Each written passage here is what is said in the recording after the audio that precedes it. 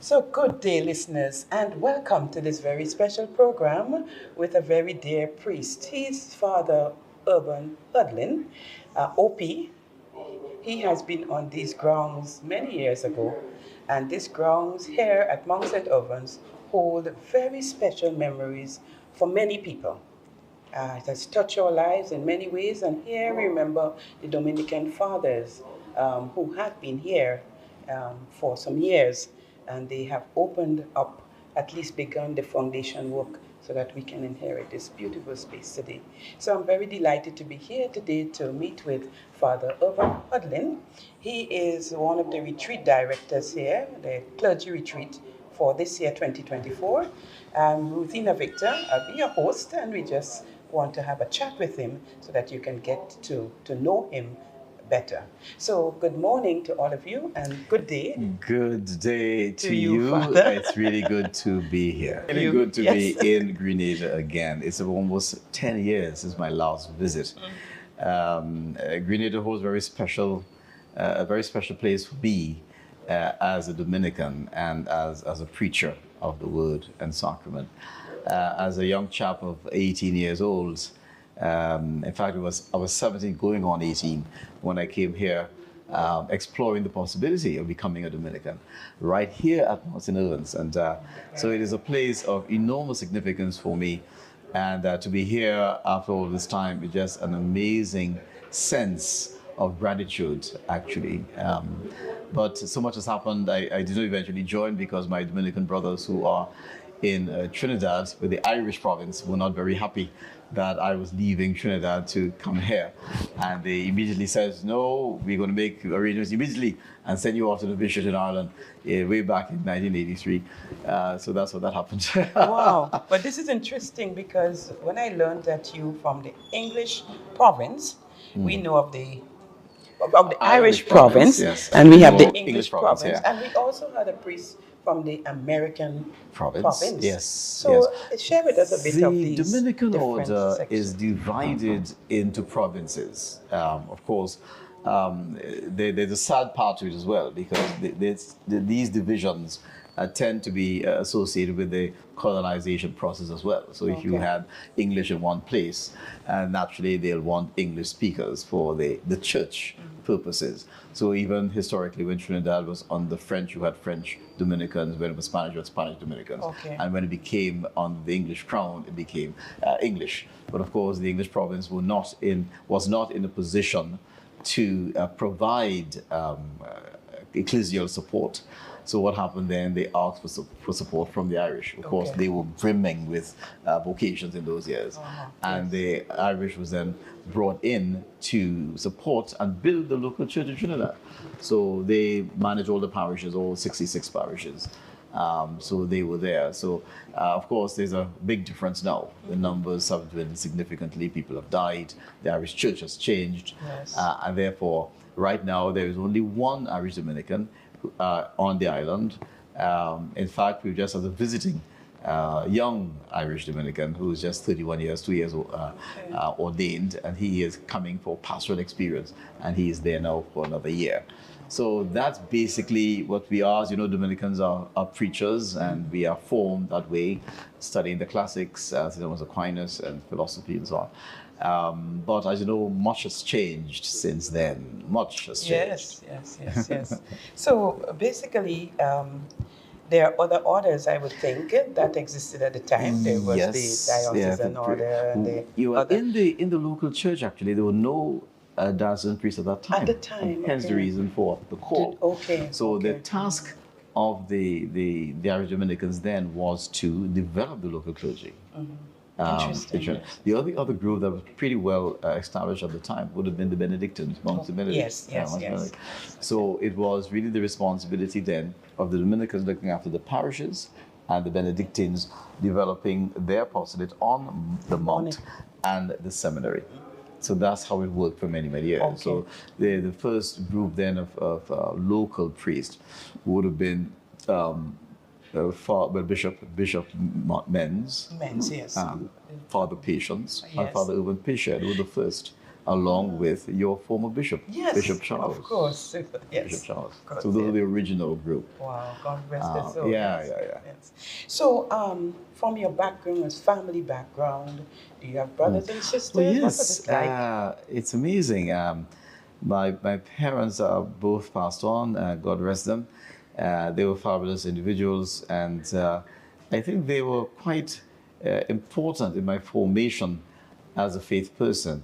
My father was very much a stickler for rules, not oppressive in any way, always present. Good to know. Always present, always present. They didn't go to church much, except for the high season, the Lent, the Easter, the Christmas time, Yes. and for funerals. Of course, he like to wear his jacket, so he wanted to wear his jacket.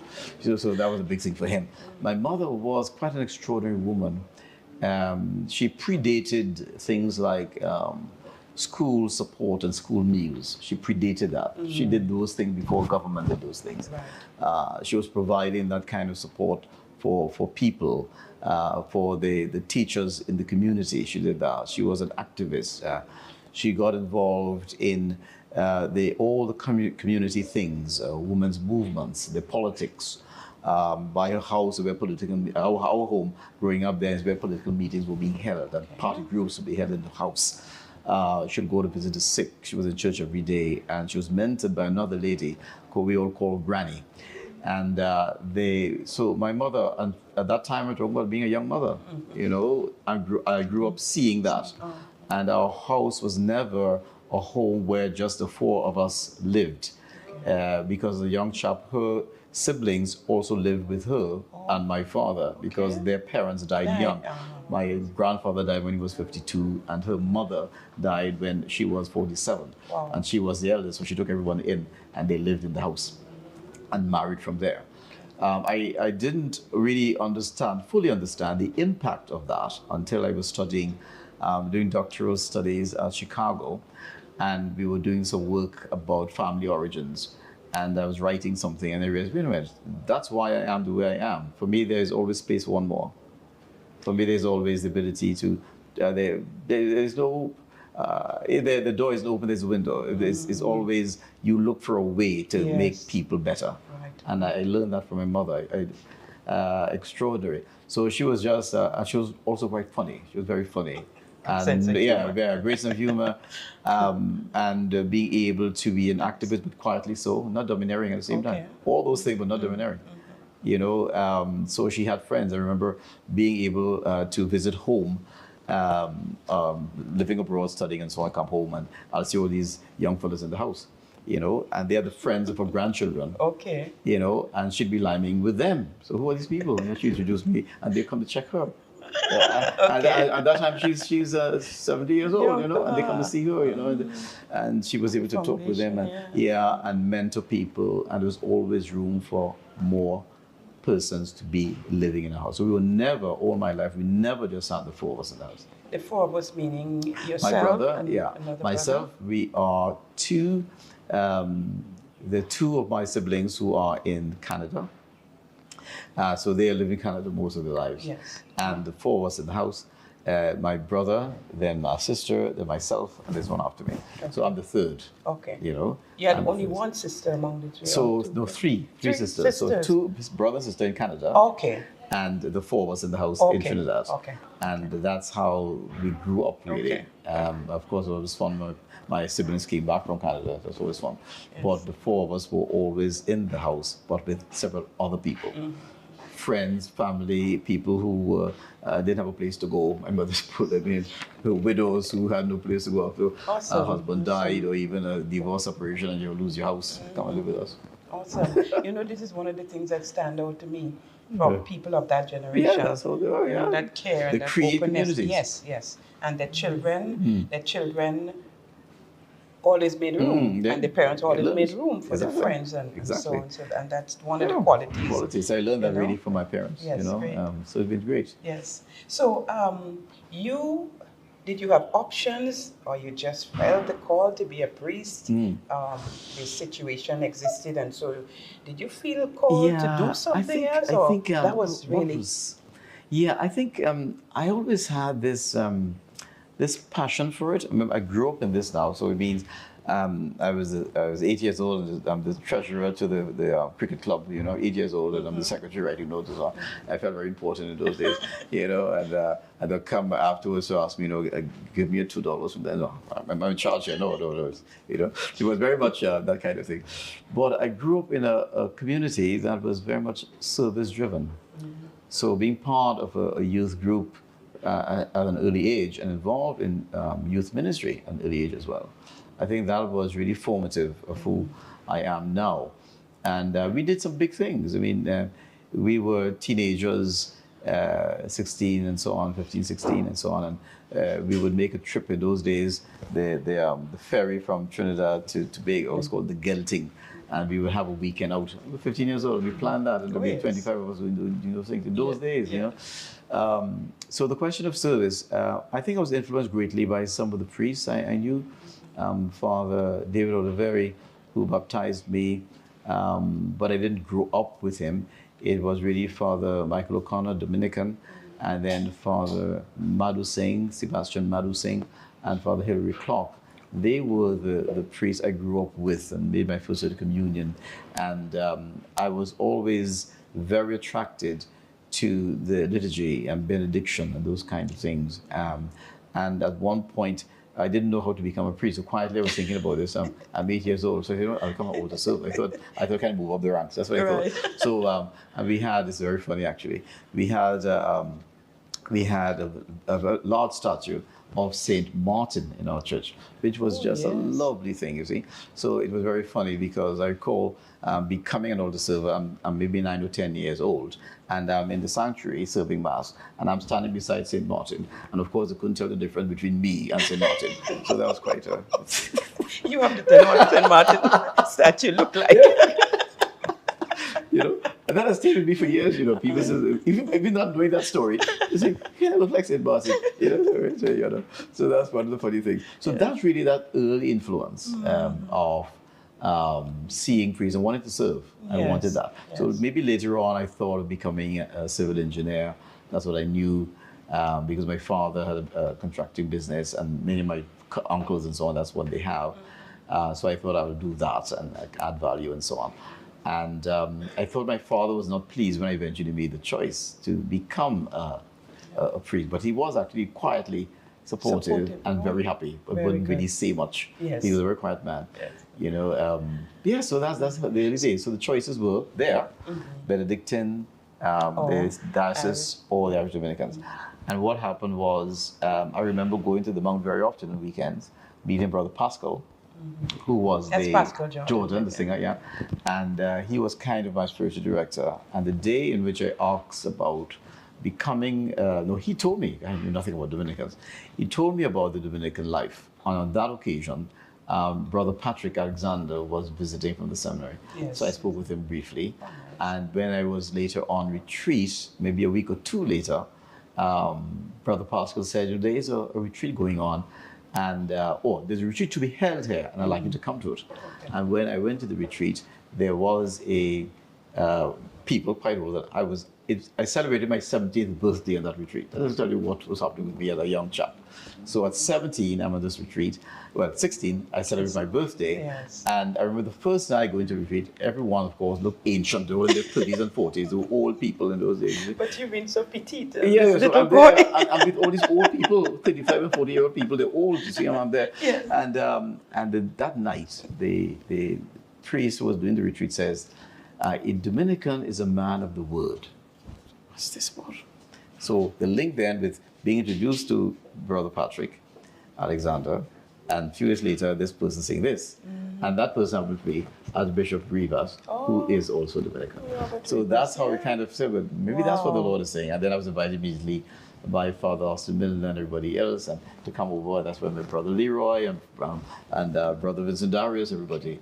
And that's how I became associated, which then connected why I was 17 going on 18 and I came to grade 8. So it's all the story kind of linked together. Very interesting journey, because some of the priests that you have called, we do know them. I can't say we, but I do know some of them because they have served here for quite a while, and they have truly influenced our lives. Early beginnings and so. Wow. Yes. So you have entered the priesthood. You seem a very happy priest. I think what I see of you after all these Yeah, years, it's a long time. looking at you, it's like you haven't changed much. I like How, that. as a happy priest, I mean, everything has its Yeah, yeah, challenges of and so course, on, of but course. what has your experience It'd been as a be priest? And if you I. had to choose again, would you Yeah, choose this? yeah, yeah. You know, what I can account, I think I've met some marvelous people on the way. I think that's it. I think also I was always open to learning. Um, I was always open to learning. So what happened was, I remember being in my first, after finishing my institutional studies, well, I went to Ireland for my first 4 years of philosophy and so on, and came back. I wanted to do theology at home. I wanted a Caribbean-rooted thing. But before actually coming back to the Caribbean, to Trinidad, I actually went to Puerto Rico because at that time a lot of work was happening between the English-speaking Dominicans and the Spanish-speaking Dominicans. So I was part of that movement for a while. And then was ordained and came back to my Dominican community and served in the neighboring parish. But I had great support. I think that was one of the things. Very experienced priests in the community and very experienced priests in the diocese. And they helped me. And also to listen to a marvelous lady named Miss LaRose, who had been the secretary of the parish for the 30 years before I got there. Wow. So she knew everything. So those were some of the early days and how I think it influenced my formation. But also as well, I would think that when I began to, those first 5 years actually was just really electric. After a short time, I was the director of the Charismatic Renewal for about 10 or 12 years. I had that, and I began traveling and preaching missions in the Caribbean, throughout the Caribbean really, and North America. All that happened in that period. And then it was by 1998, I went off to Boston College for my first postgraduate degree. And so that too was quite a wonderful experience. On my return, I was the parish priest then of St. Philip and St. James in Shogunas. Yeah, so that's how it kind of unfolded, and the learning just made me be open to things because I knew I didn't know everything. And so even now people may look at CVs and say, all these things, it didn't happen like that. I didn't start up wanting to be this person with all these things. Something I didn't know about mediation and conflicts, so I studied mediation. I didn't know about law, so I did paralegal studies. Because I didn't know something and it was urgent in the parish, and I went and studied it so I could be better pastor. You see, that was it. This is very interesting. You mentioned about formation and the importance of having older brothers. Older brothers, right. And older persons. Yeah, to be with you. This is very, very touching because in this day that we live, many people don't think that they need mentors. Don't think that they need older people. Yeah, exactly. And here you are saying how much they have contributed to. Critical to my own formation through the years. Many of them here and abroad. And it, I think, contributed to knowing that, okay, all these people are there. And of course, the wisdom of the sensus fidelium, the wisdom of the people of God, because they too were quite formative of me as a person and later on as a priest as well. Yes. So it's been marvelous, really. Great. Struggles? Yes, struggles, yes. Struggles, they have been, they continue in many ways, but it kind of it made me choose again. All right? And I do recall, for example, being in very difficult and stricken situations. What do you do? Does this make sense? Conflicts arise, disagreements. What do you do with that? So I had to constantly be choosing what I really want to do. And in that discernment process, I was in Chicago, I was studying my doctorate at that point, and I had to make up my mind again because you're exposed to things. Things are happening. Exactly. What do you do? Because it's going fine, you're in a good place and you're formed, well-educated, does this make sense? Opportunities are open before yeah. So what do you do? And I think it was interesting period for me in terms of discernment. But again, I had very good support. And during that time, I had to really dig deeply. What is it that God wants of you now? And then doors began to open that should really be kept closed. Right? Ah, You know? what do you mean? Yeah, but I mean by that. Because how I ended up studying all these other things, I couldn't pay for that, darling. I couldn't pay for those things. You see? Because to study those areas at the Tavistock Institute of Human Relations, I couldn't pay for that. And then it just happened. Yeah. You know, it just happened.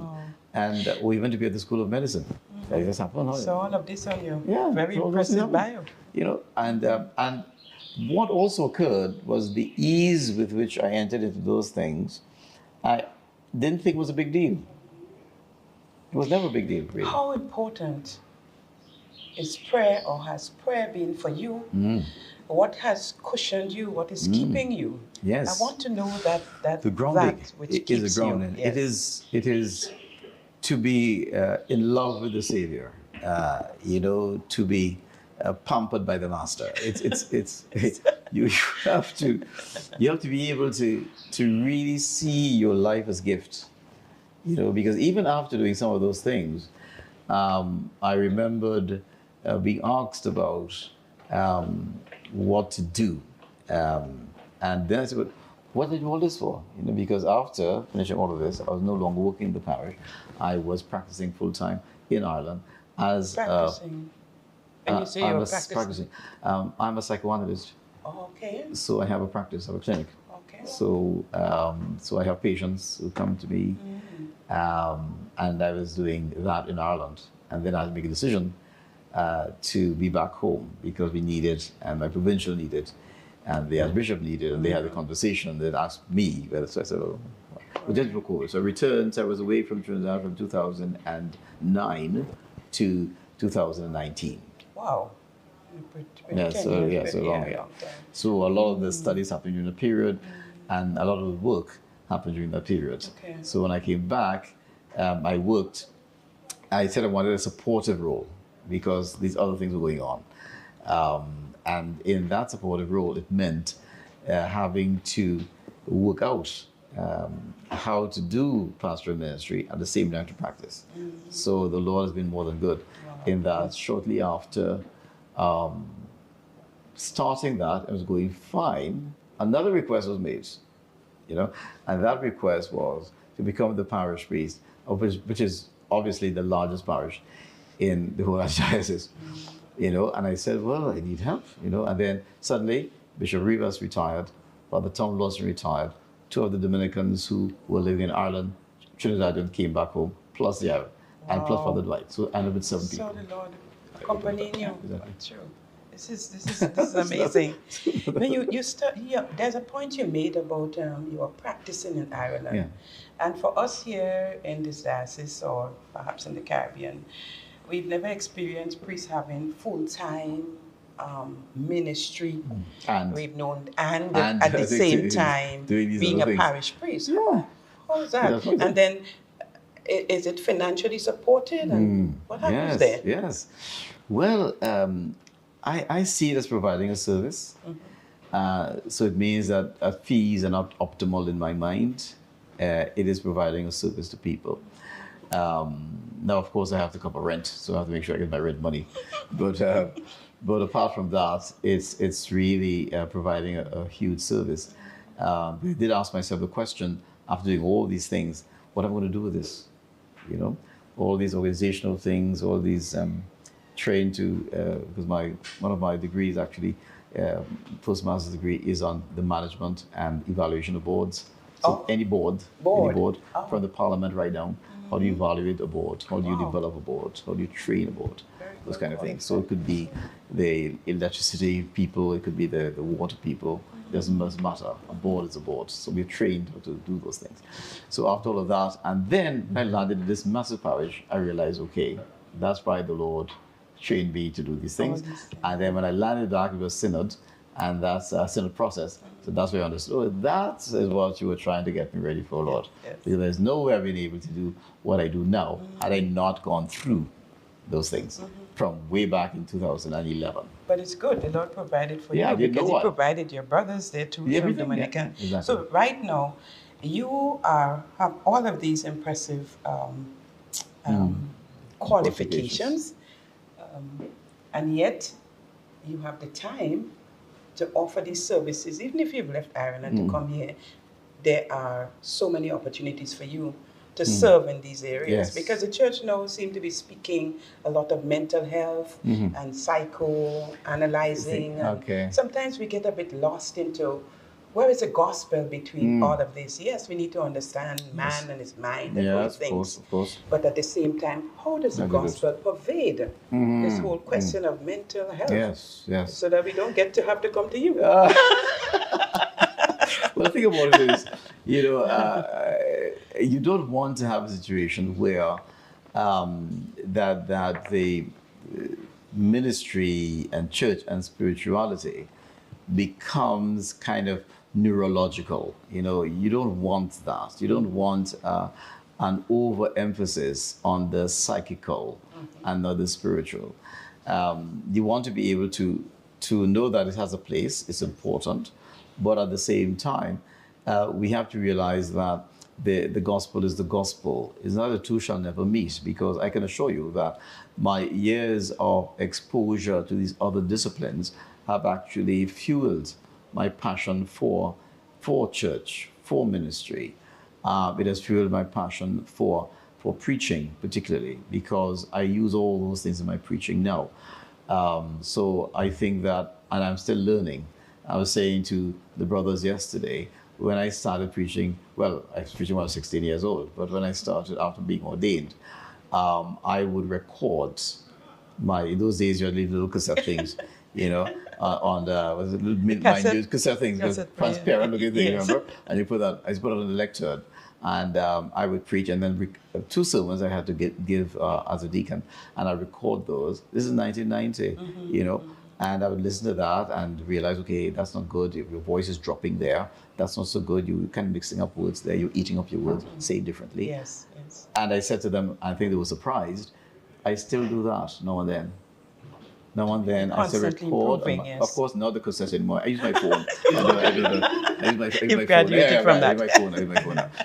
So I use my phone and I would record a sermon and say, okay, what's happening with that now?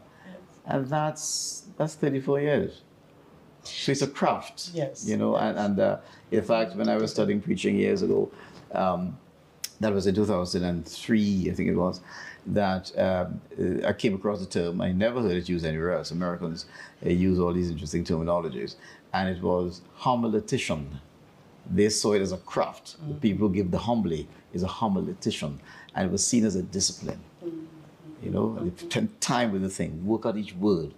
So now, certainly in the parish where I work, it has become very important because the people there, they're busy, they're busy. So before I would preach a 20-minute sermon on the weekend, in generally actually, and when I went to that parish, they wanted a shorter sermon. So I had to now do a crafting and editing, and that has actually helped me to be better. Okay.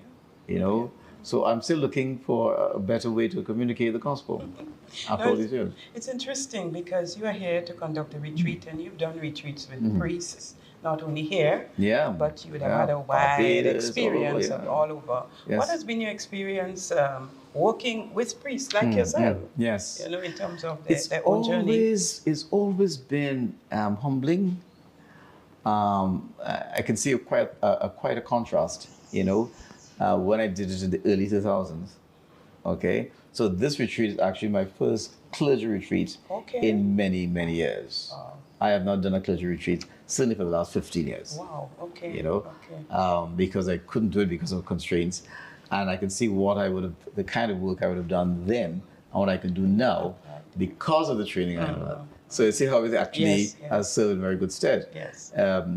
One of the things that, basically, I should say that the problems of clergy, the challenges, are universal. It's the same things. The question of relevancy, the question of lack of care, the whole question of support or non-support, where is the church going in terms of the rapid change that we're in, this white water change that we're in, and how do we then adjust where people's attention spans have shortened, where imaging is so quick, where it's maybe 25 seconds now in terms of imaging. They can't stay longer than that. So how do you now be a effective communicator of the gospel in the traditional mode? So it means that we have to be able to think about it differently. And that's difficult for the priest. Not only that, you are in the church and the access to information, So before you had a certain level of comfort. You stood there, you spoke, and you felt okay. Now you do that, people are there, you're fact-checked, your information might be incorrect, and they're going to challenge you on it. And they record you as well and say, well, what you're saying here is like, and play it back for you. Because you can't say that you didn't say that. They play it back for you, okay, that's incorrect, because they've checked you. So that's a whole different level, which means the priest of today is under pressure. You see, and how do you survive that pressure? Right. Which feeds right into the question of personal care. Time out. The whole question of balance. How do you live your life? And how do you then decipher what has to be done now and what has to wait? It's a whole spirituality now that one has begun to pay attention to in a way they didn't have to do 15 years ago. Because the training, like some priests are not administrators, some are not people persons. Yeah, that too. They probably in a parish and perhaps discover, I would be better off. I don't want to leave the priesthood, but I may be better off in another area. Yeah. Maybe somebody has pointed that, but you kind of have to grind in that area. So how, when you discover these talents or you come to know yourself for who you really are, can make that adjustment? If somebody's looking out for you, might be able to help you. Because remember, you may have that propensity, that leaning. You've discovered, okay, I don't have this talent, maybe I should consider something else. But remember, you don't have the numerous priests to take over from you. So you're stuck. So you can't leave to do something else. Yeah. You might say, okay, I'm very good at administration. I'm hopeless as a preacher, So let someone else handle the pastoral ministry and I can do this. But you don't have the other person to do that. So you end up having to do both. And that's where the frustration steps in. So I have found listening to priests, even outside of the retreat setting, having conversations, not as many as I should have maybe, but having the idea of support. When by the mid, say 2015, 16, one of the ideas I had then was to use all this exposure and so on I wanted to be the priest consultant. I wanted to be the same way you have a corporate consultant goes to a corporation, right? And you then do all the work with the staff. That you have team building and you have human development stuff you would do in an organizational field. I had this, my fantasy was, what about if I do the same with the church? So you in parish A and you're in trouble, whatever, I come in, I sit with you, I listen to what's going on in your parish, and I do a survey, and I do a study of your place, and I make recommendations and work with you to bring it up. That's my ideal job. That's the job I would love to have.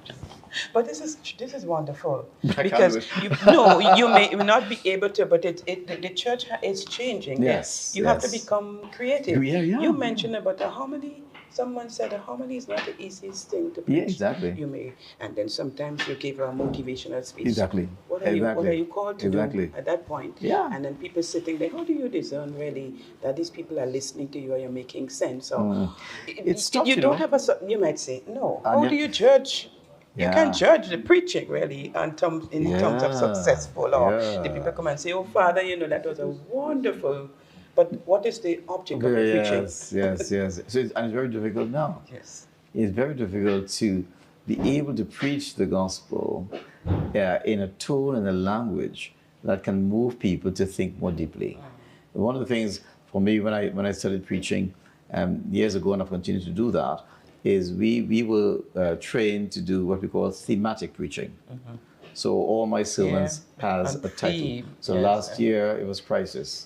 Last weekend, crisis. Okay. And again, part of it I still remember. Normally it just goes, I might finish. But so it's thematic, so people remember it. I remember it's 11 minutes long. Okay, no longer than that. So crisis, and working with the theme keeps you on track as well. But to preach for 11 minutes, I know Pope Francis says, do not make your preaching Yeah. lengthy. Yes. Because, the people come there for a word. People's lives are in a mess. Yes. And they come there for something. Well, it's culturally driven, huh? It's culturally driven. The 11 minutes which I give in this very interesting parish where I am, I will not do that if I'm in a Rema. The people in the Rema, Santa Rosa, they don't want that. So you finish So already? somebody asked, You why do finish? you have to adjust? Because some people say you adjust because this is what people want. But in your heart, you have to make a balance You have to make a between balance between, yes, exactly. what the people need. What they need. And it is maybe a bit more disciplined, but personally, Yes. I good. like the play with the Good, theme. yes. I want to give you some background story. I really, really want the dynamic, and it's very exciting. Yes. And then I was throwing some of the stuff that you're reading and break it down, explain it, and so on and so on. But some of the people there who are in a sophisticated, well-educated parish with the CEOs and the judges and the QCs and all that, those people, they don't want all that. They want you to work this thing down in such a way that it's tight, they get the message, and they're gone. It's amazing what happens. Yes. But really, it is how do you communicate the message effectively? And then if you're in another place, you do it, I will do it differently. Because I've really preached it throughout every parish. I think I preached for all these years, not masses now, but actually give missions in every parish, I think, in the diocese. Now let's see the way forward, what you have experienced. Hearing you and sitting here with you, I get the sense of hope, There is hope, there are great possibilities. Yes. And there are many things that can be done, creative ways.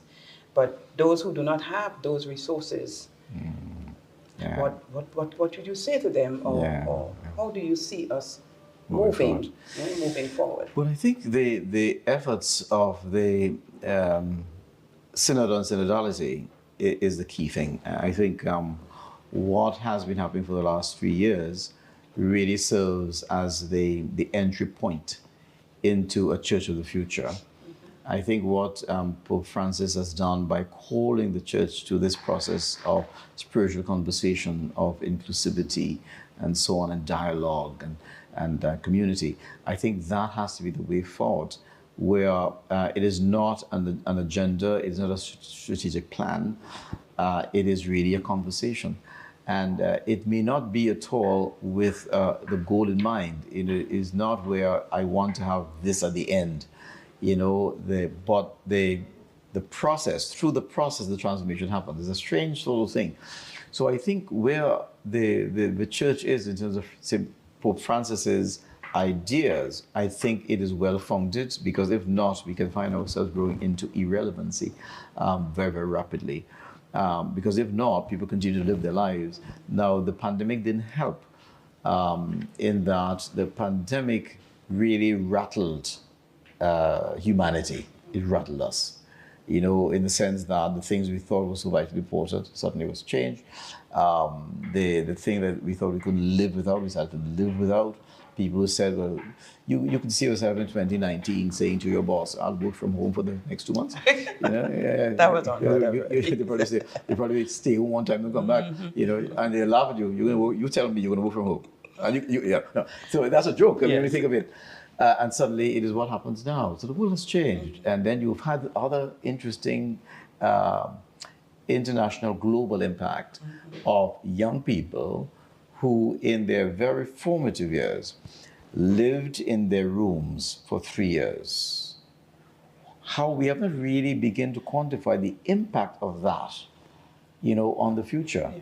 Your 7-year-olds who grew up then 10, you're 10 who then turned 13, 14, you're 14 to 17. They're very different individuals. Those Gen Z people are very different individuals. And then we look into your millennials, up to like 35, there's a whole different zone. They operate differently. And I think those are the challenges I think that synodality is actually going to be confronting. You have to listen to what they have to say, people we never listened to before.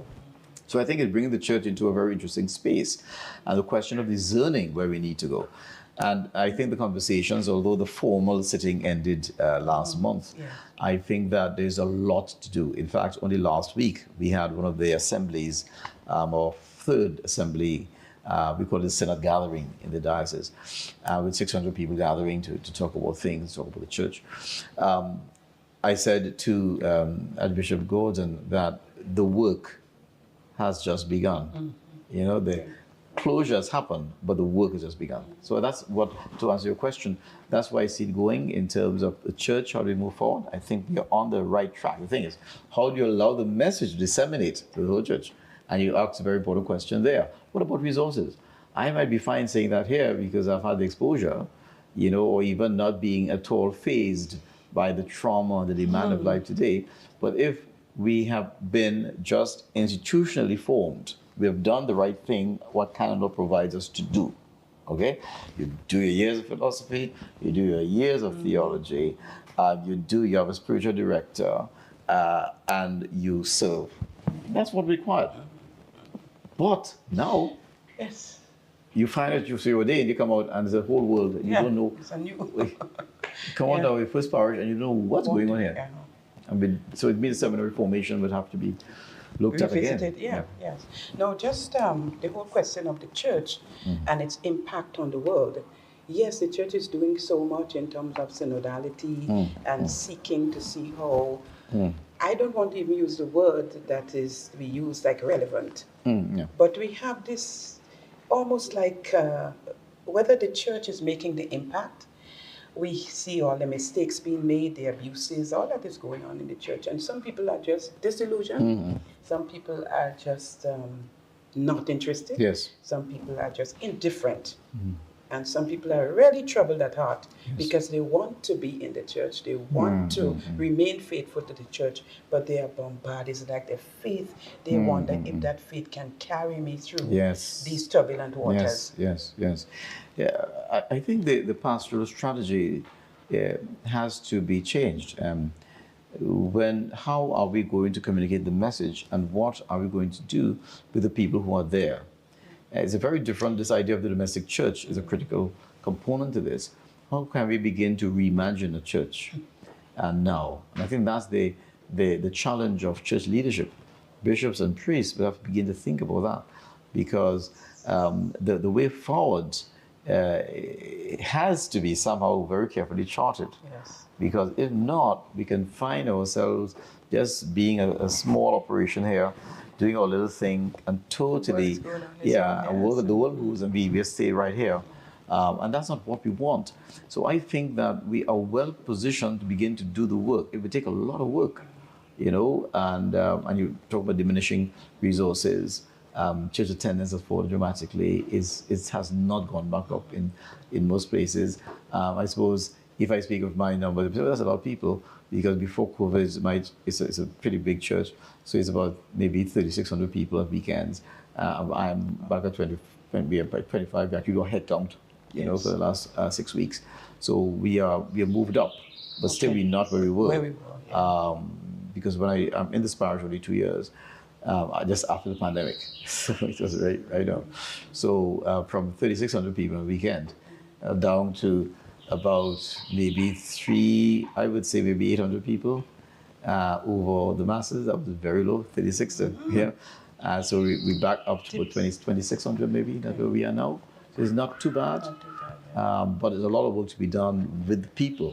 It's not just a sacramental outpost. You know, it's driving against sacraments and disappear. Evangelization of people. So it is the efforts, and I think the critical constituency that we are not at all touching is your 40, 45, back down to about 25.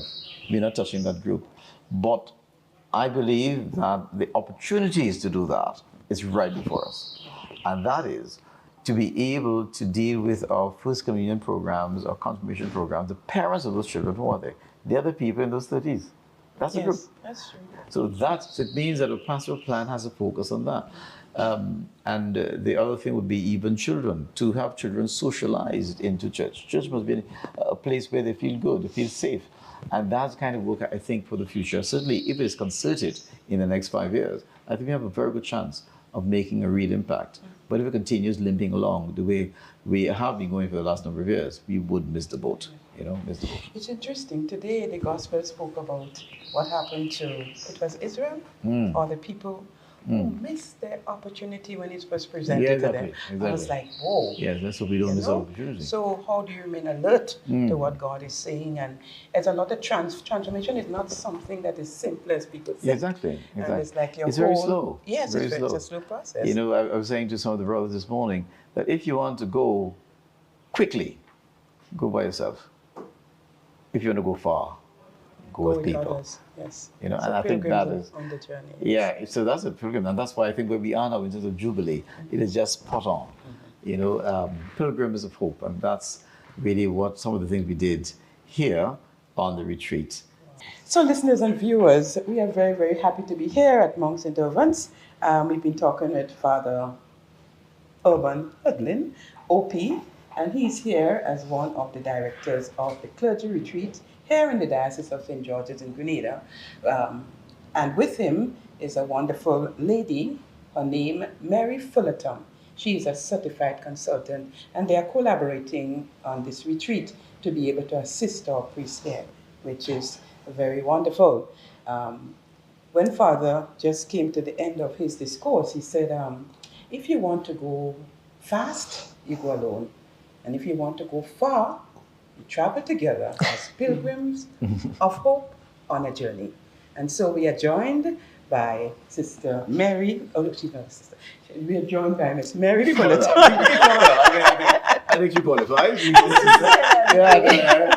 We are joined by Mary Fullerton, who is assisting and collaborating with Father to conduct this retreat. So welcome to Grenada. Is it your first time or? Thank you. It's not my first time, but it's the first time in about 15 years, I believe. Yeah. You all are working together. You did say something? You did not even know that. I didn't know that. Yes. So how has it been for you? And I know you have your own consultancy. Something would have led you to that kind of work, to that kind of ministry. And it's awesome to know that we do have solid Catholics who are called in these areas to give that service, which balances one's faith and the holistic development of the human person. Yes. The human person. The human person. The human person. Yes.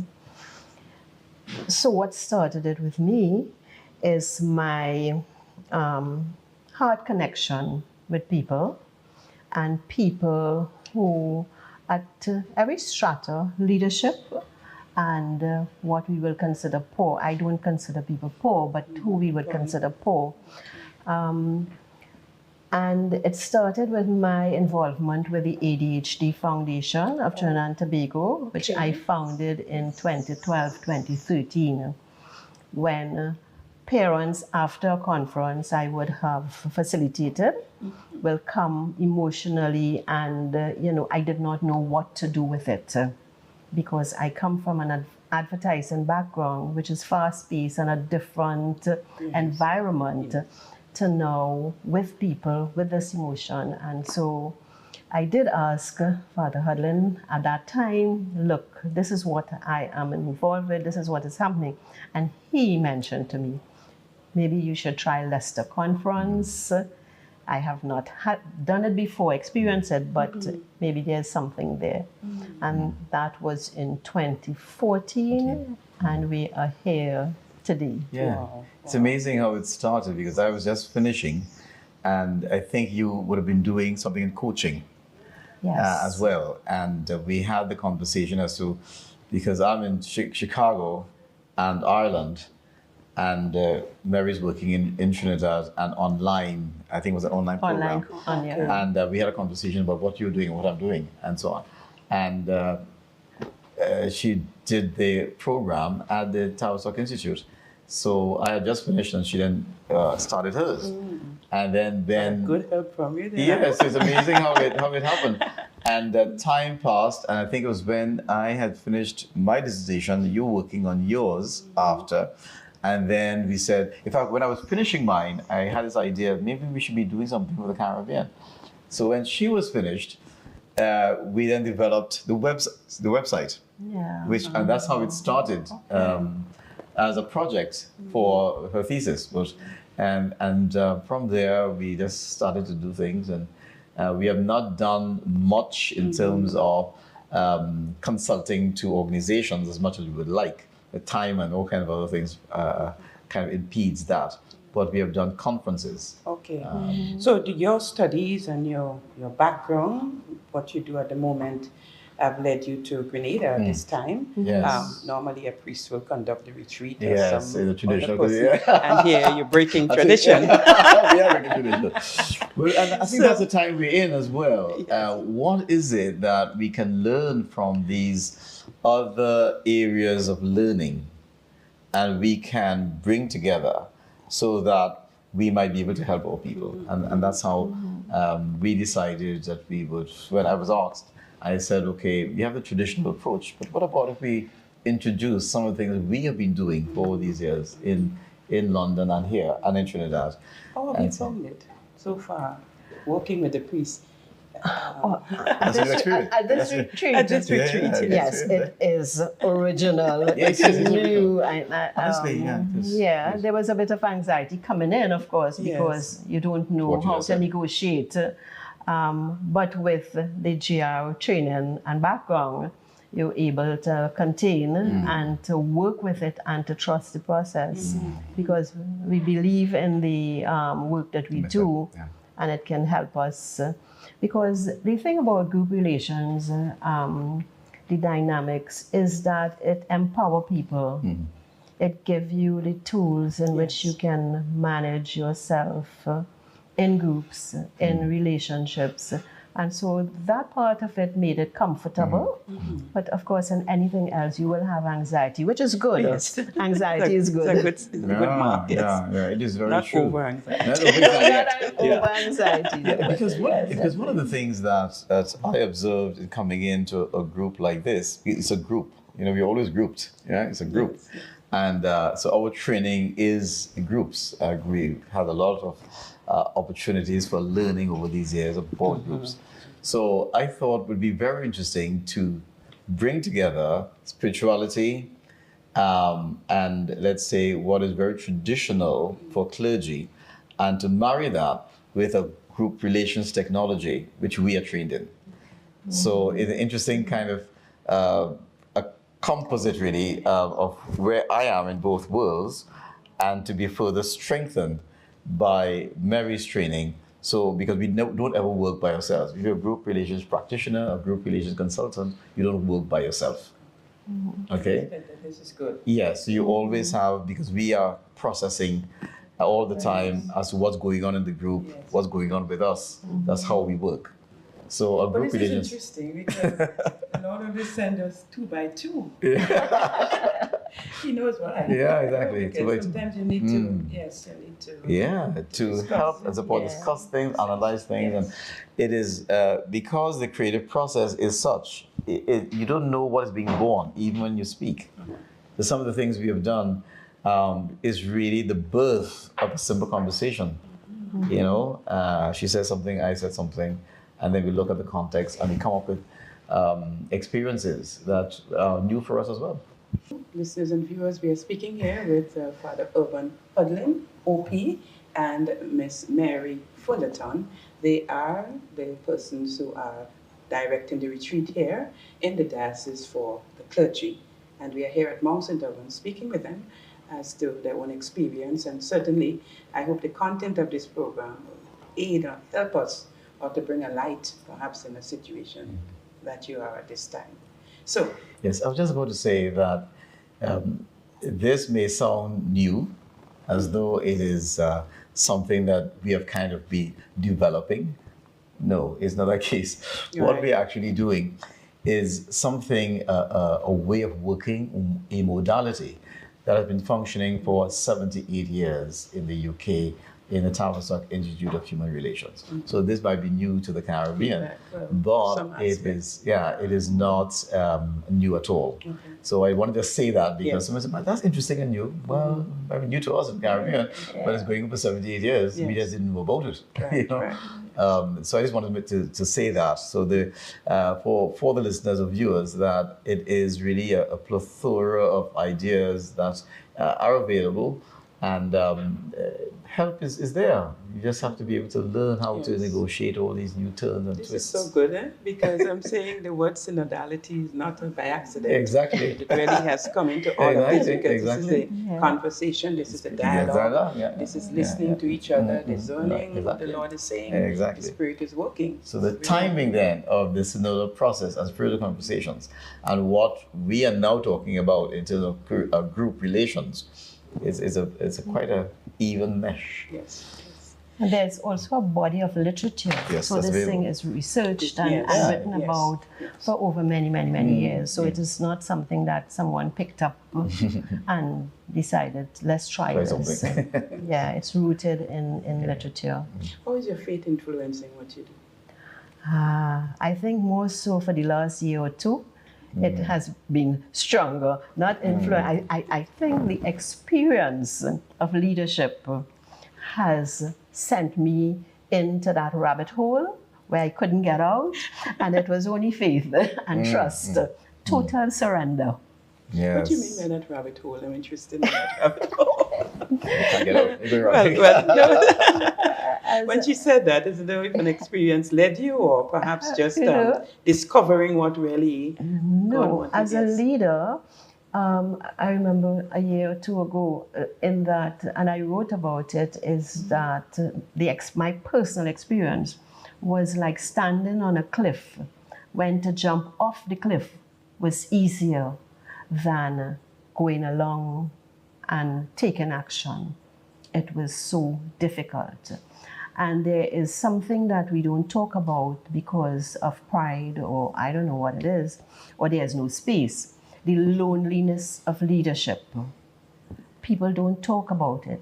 So as a priest, bishop, and as you go up, and even in family, fathers, mothers, there's no one that they feel that they can turn to who will hear them and who can just be there, support. And we find ourselves in that position as leaders of family and throughout organizations. And so, so that was the rabbit hole that I personally experienced. I'm happy I asked you that. And just to add to that, actually, one of the things, and that's a critical moment for me as well. I remember even that which influenced the work. I became very curious about how does a leader who is naturally at the top, you have to orchestrate and you have to lead, you have to reprimand and so on. And there are things you cannot share, okay? Or you might be in a situation where you can't trust anybody because you might be an executive in a key role and whatever you say can be used against you. You might say to someone you think is your friend, and the friend is in a situation where they just take that and give it to somebody else, and next thing you know, it's in the newspapers, or it's being on the radio station, and you are awfully kind of implicated. You can't even speak. So that's the thing of the loneliness of leadership. So you're there. Who can you speak to? And that's where this work then becomes something that is pivotal in terms of confidentiality and learning how to manage yourself in these very difficult times. So you're a senior executive. What you do? You can't talk to this person, you can't talk to that person, you can't speak to the husband, you can't speak to the wife over this because it might be an institutional matter. What do you do with it? You have to stay there, and that can get you ill.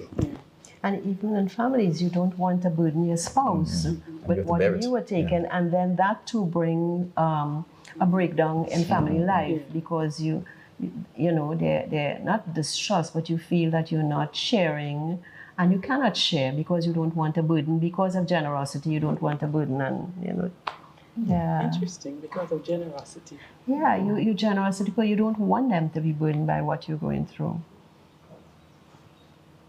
have to pause on this. Take it in. Because again, it's discernment, you know, and as you said, it's a call. But it's true.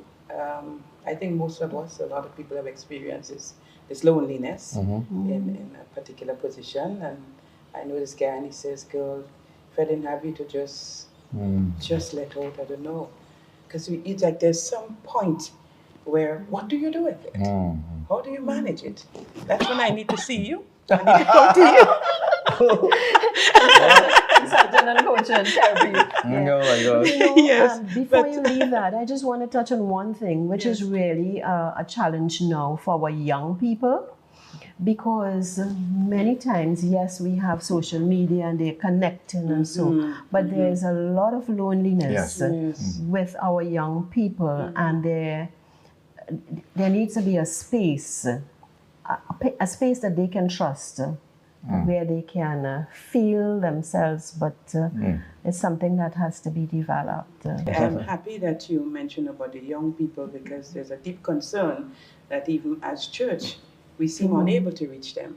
We seem unable to connect with them. Yeah. And we think we have to do so many things to connect with them. Ask them. Yes. You know? So it's a shift in the model of working to create the dynamics where they can inform others as to what they want. Now, even if they say, "Well, I'm not so sure," that's okay, because they will work it out. Yeah. The level of access to information is amazing. The things they know, 13, 14-year-olds, the things they can do. I mean, our mind boggles at what they produce. They're doing, they're creating their own TikTok, videos. They're interviewing people. They talk about all kinds of things. They edit. They put things together, and in quick time. You see? Yeah, in quick time. So the thing about it is, I'm sure if we have a very, very clear campaign in our parishes, the first thing, I suppose, they're not in the church, so that's the first thing, first Charlotte. So you probably have to do it through the school. They have to come there, right? You have to go to them. The school. You have to go to the school. them. And then you can probably get them to come to the church if something exciting is happening there. So you probably have to go to the school, invite your fifth form, let's say form 1s, form 2s, those kind of ages, the secondary school, who are Catholics, get them, maybe you can't interrupt the process of the school, so it might be to invite them to something that can attract them. So it has to be in their kind of genre. It might be a music video, and you're inviting them to come to church for something. But you created a very kind of present, on cue, on point video that would attract them. I will even go further and say, let them come and develop it. Yeah, that kind of thing. All of this, again. Yes, this. Like, for example, on next week, we're having a pop-up shop in our parish where the young people, they design the thing and they're doing it. They're having a sale. They're doing it themselves, 14-year-olds. I think I saw something on your website. Yeah, so it's been really wonderful to talk with you and just say atmosphere. And I think what I have experienced here is what should be encouraged in our families, to be there, to be present, to not be the judgmental, in our approach, and to find creative ways of loving each other, where they are at, because it's like somebody loved us at a point, and somehow held our hands. I can remember many people, and taking you to a point, and every generation looks for that. Yes, some person or someone that they can hold their hand and. Yes, people think, the young people, they look for authenticity in us. That's right, yeah. And we pray that we will be honest with them and sincere. So, but as you said, judgmental, group relations, in working with groups, it helps you to be less judgmental, because you then understand yourself, and you go deep, and you understand, you start to observe others. So it is not about this one is bad or this one is wrong. There's, it is who am I and who am I in relation to? Because we are all coming from unique backgrounds. So we understand that we are bringing something special to the group. And if we could understand in that way, instead of you are different to me and I have to protect myself, so yeah. At this point, we'd just like to invite you, if there's any closing comments that you would like to make or comment, we invite yes. you to do so. Do that. Okay. I have just found our time here over these days quite refreshing, and the theme that the small committee chose gave us the time to kind of craft that from the data we see from them, to craft it. And we just had this idea then of exploring trust, exploring reconciliation, and finding our voice. And that's the Jubilee theme that we chose. And we worked with that over these last few days. I think it was just a marvelous experience of bringing together a particular modality of work and you fuse that with the traditional models of priest or clergy retreats. I think it was just a marvelous product that emerged from it. And we had no idea it would turn out this way. Yes. We just allowed and trusted. You never know. Yeah, exactly. Yes, and Mary? For me, it was, I did come in, as I said, anxious because it's new territory. And it shows us that whenever we go into new experiences, we are always anxious. But we are able, again, because of the training, handle ourselves. It was a learning. Each session is a learning session for us too as consultants. So the learning is not only members or participants, because we are all learning, and it was just great learning for me, yes. And I am happy that we were able to share, and we look forward, as we say in group relations, the learning continues after the experience. Yeah. But thank you so much for taking the time off to speak with us. Thank you. And of Good News Catholic Communications. Many persons who are listening would recognize you, Father. There are some people who have asked me to extend their best wishes to you. Thank you. And it's wonderful to know you're back on the soil. And for Mary, it's my first meeting with you. And we wish you well in your ministry to the church and to the world, because it's not just confined to a space, but you're available to whoever would come to you. Yeah. So may God prosper you in all that you do, and may you continue to see His hand guiding you in this wonderful and very necessary work. Thank you so much. Thank you. So, Father, could you give us a blessing? Yes, we just thank God for new things, new times, and new learning. We thank the Lord that we have been made so uniquely, and in the uniqueness of the creation of each one of us, may we be able to hear the inner voice of God speaking to us. May the Lord bless us and keep us, and may the face of the Lord shine upon us. May the roads rise before us. May the gentle breeze blow at our backs. May the rains fall gently upon us. May all people live in peace with us. May success come to our hand, and may we live as God would have us to proclaim Jubilee everywhere. We make our prayer through Christ our Lord. Amen. Amen. So listeners and viewers, we thank you very much for joining us for this very special program. My guests again are Mary Fullerton and Father Hudlin O.P. They are both certified consultants, and you can read their CV or their bio. Very, very impressive, and they are offering this wonderful service to humanity. I've been your host, Ruthina Victor. Thank you all, and we'll see you again.